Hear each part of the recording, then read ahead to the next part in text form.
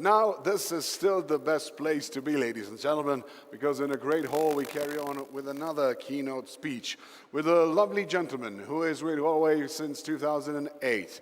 He's the first man outside of China to be named as CEO. That means he knows a lot, and that means he wants to share a lot of knowledge for all of you, especially if you're in Bosnia and Herzegovina. We're going to find out what are Huawei plans for Bosnia and Herzegovina, and maybe most important thing, to find out maybe new talents inside the industry. All about what he prepared is about to start, ladies and gentlemen. So please join with a lovely smile and clapping hands to Radoslaw Kedzia. Nice to have you, Radoslaw. Very kind introduction. No problem. You can start with your keynote speech, and we have some microphone problems with you. Can you just speak for a few moments and maybe bring it a little bit closer to you? How is it now? Can you hear me? Now it's quite good. We see the presentation, okay. So you may carry on. Thank you. Now, how are you, Radoslaw? Jak się máte? Very good. Thank you. Thank you very much. A ni hao ma po angielsku? No, my Chinese is very poor. My Chinese is very bad, but now we can hear you loud and clear, so please carry on with your keynote speech. Can you see my presentation as well? Of course, we can see your presentation. Perfect. Welcome, everyone. Thank you for attending this session. I'll be talking from a little bit more broader perspective about what is necessary for security and how the industry leaders should persuade their progress, especially in the pandemic times. So we are living in a difficult times, and I think over 1 year of this struggle, we got used to it somehow. However, what we talked at the beginning, and we observed that our forecast is actually quite accurate. We see the significant changes in or speed up of the digital transformation. And there are some things that are temporary for the pandemic period, but there are some things that will stay for good.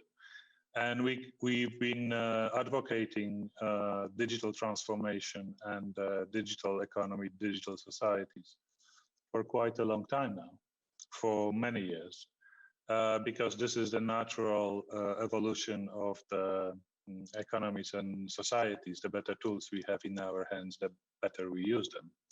But there are 6 major changes that are here to stay for good. So first is a digital-first customer engagement, which is shifting from face-to-face cooperation to remote digital cooperation. Second is working from home. And as much as our employees are, cheering for it and asking if this will stay permanently, this is not going to go away. And more companies are shifting to remote work. Tech-enabled operating models, brand new business continuity plans, data-driven business models, financial flexibility and predictability. We are using the tools as we go more digital to get our businesses in a more structured and data-based way. So this is here to stay, and we have to get used to it. But from the point of view of our industry, we have to get ready for it and be able to serve our customers with needs that are shifting constantly and are more digital oriented. And fortunately, my company is at the center of it with the widest variety of the portfolio of solutions that we are offering. What you can see in the middle of the slide is the perception of the digital transformation investment. You can see that more than 86% of managers expect to increase the investment in the digital transformation.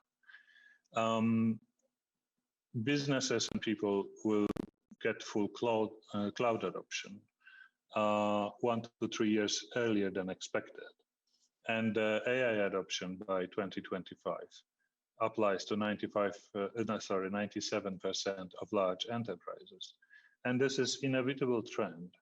But for the members of this industry, for the players in this industry, this is a time to fully adopt and also prepare for it very carefully. Mainly, if we talk about cloud adoption and digital transformation investment, this is to have it with the secure mind in this transformation. And for AI adoption, security is obvious and it's basic, but also the ethical aspects of AI adoption must be very well considered. And as you can see, the enterprises are entering more advanced phases of the digital transformation, starting from preliminary, from marketing, then intermediate support system. I think most of the professional enterprises already adopted it. Then we go to the advanced for the core production systems, and then digitally restructured value chain.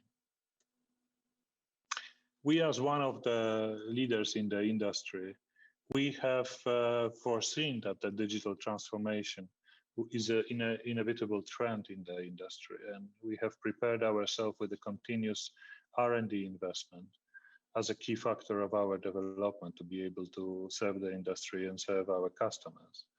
And this is obvious in the amount of money we put in the scientific research and product research and so on and so forth.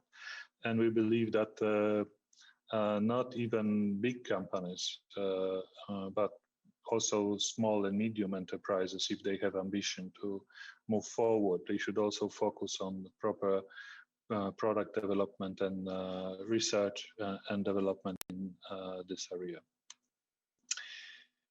How else we take the lead and adapt to the new industry trends? I want to give you several examples.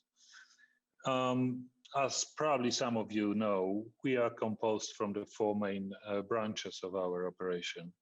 Most of people probably know us from our phones, but this is not where we started, obviously. So I will start with the carrier network business group. For 30 years, we provide our solution to our customers worldwide. And especially in this pandemic difficult times, we are standing on their side to help them to make sure that their networks are resilient and can cope with the increase of the traffic. And this traffic is also growing up for the fixed networks, but it's significantly growing even more for the wireless networks.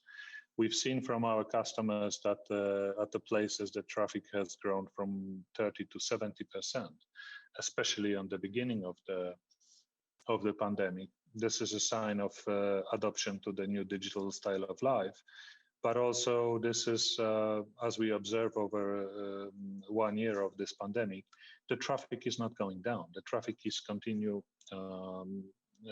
its growth steadily. So what we do, we help our customers to optimize their air interfaces and network experience. And also we make sure that the operations of over 132 networks in 28 countries, serving more than 100 million people in the region, is stable and uninterrupted. For enterprise business is a branch that we sell our solutions to institutional customers. And we have over 1,800 partners in the CE and Nordic region. And we make sure that the enterprises who are in need of more structured intelligent connectivity or computing power or storage power, they can have very good use of those through our partners. But we also, what we've done to make sure that this operation is secure and is stable, we have an open lab in Turkey, which was launched in 2017. And we make sure that the solutions that are offered to our customers are verified and proof of concepts are cross-checked. For the consumer business, I think this is the most popular one. We make sure that we adopt our seamless AI life strategy with our products, and we promote Huawei mobile services ecosystem, which has integrated over 10,000 applications and more than 50,000 European developers are working on that. And this is a very good balance to have alternative system that can give customers or consumers the choice. And last but not least, powering applications and data. Our solutions based on our servers and storages, as well as cloud systems and AI clusters, are providing the capability for our customers to shift and speed up the digital transformation. But you know, working on the ground with the customers and providing the solutions to accelerate the digitalization or digital transformation is not the only thing that the key industry players or the leaders in the market should do. There are four main pillars how they can contribute to more sustainable Europe. The first one is the digital inclusion. We have cooperated through several programs and being the best employer in 10 European countries to be able to support the digital inclusion at a wider scale. We also cooperate with social responsibility programs to make sure that people who have difficulty being using the digital technology, or they are overlooked, like women in tech, have their chance and equal treatment.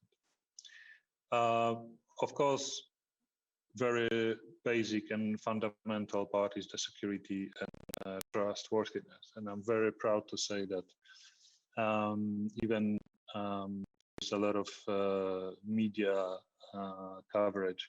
We had 0 major security incidents or crisis for over 30 years. We have a lot of customers visiting our cybersecurity centers, and in Brussels, we actually have 4 in Europe only. And we were the first company to adopt GDPR standard among the players in many countries. And cybersecurity and privacy protection is our top priority, coming not only in our region, but coming from the top, starting from the product R&D, product design, product development, supply chain, distribution, and supporting our customers on the ground. And this is something that I think all the companies in this industry should remember, that whatever we do has security implications to the end users and to the customers. But we cannot forget also that as a part of the ICT industry, we are part of the world, and environmental protection is part of our responsibility as a players, and it applies to all of us. We contribute to generation of the green energy with more than 6 gigawatts of smart PV in this region only. In this way, we contribute to reduction of the carbon emissions by more than 4 million. We also support saving endangered species like salmons in Norwegian rivers, and we have also a project in Greece, and we are expanding this operation, and we invite all the players to go with us in this direction. And also for the healthy ecosystem, we also stimulate the universities, and we look at our seeds, our future talents that are growing in our region. We have more than 450 students in our region who participated in our Seeds for the Future program. We have helped to create 40 ICT academies with top universities. And also, we are planning to expand it widely in the next coming years. But in Bosnia, what we are focusing on is we have three branches of our cooperation. We are serving the mobile operators. We are providing mobile devices. We are hiring more than 100 employees, and we also participate in security summit and the 5G discussion panels. So this is what we can do also locally. But with the incoming digital transformation, sorry, people often ask themselves a question: how this technology can be applied? You see, a lot of experts in the industry, they are used to the technical talk and used to talk about the protocols and applications and so on and so forth. But for the average citizen, for the average businessman who is not very technically oriented, I would like to share several cases of how this can be used. So the first part is smart mining. That we already trialed in several parts of the world, and we believe this is a great use of the technology. So if we combine the 5G capabilities, thanks to its fast transmission speed and low latencies, we can adopt this technology to do remote machine operation. And especially in the places like mines, it is very important to and safety of workers or employees who are working in the difficult conditions, and be able to automate those functions remotely. Especially, I think every week we hear about some accidents in mines. So having this in our mind, that we need to take care of people that work in the mines, we can use this technology. Of course, combine it with the IoT that can have sensors in various places of the mine to monitor the gas density and certain other aspects like humidity or fire or so on, can help using the big data and AI. It can help build algorithms that can do predictive actions and predictive planning of what can happen and which direction the mine should go.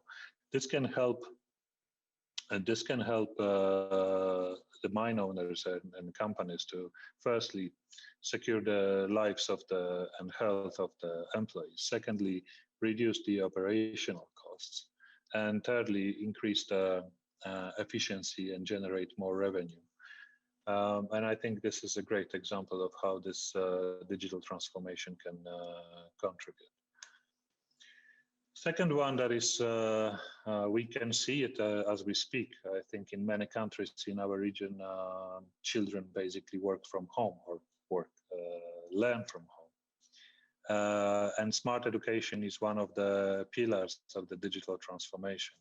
And please don't be fooled that the smart education only applies to the primary, secondary schools or colleges. You know, we learn throughout all our lives, and also employers who want to treat their employees,